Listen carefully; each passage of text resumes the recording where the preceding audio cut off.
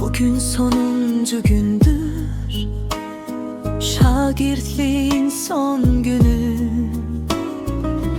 Gileğin yarışların, davanın da son günü.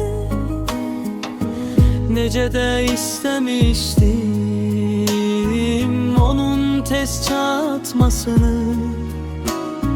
Məni dersin müəllimin elinden almasını. Son zeng çalma bir gayan, ayırma bizi buradan. Son zeng çalma bir dayan, ayırma bizi buradan.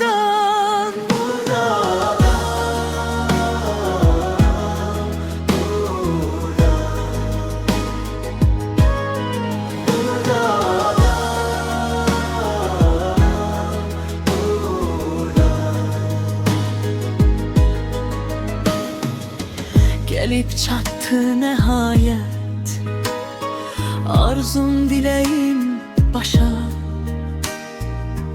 Bugün mezun oluram, gözlerim axa axa.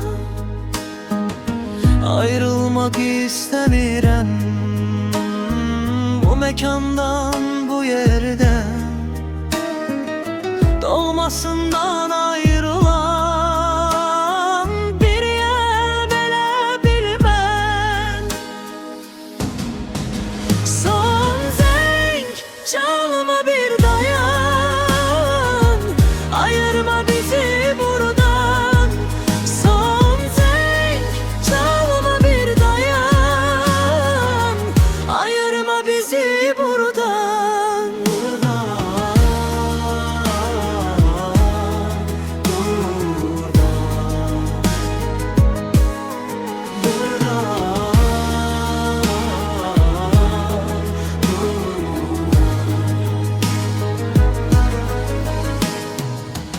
Məni buraxma məktəb, qoyma itim batım mən.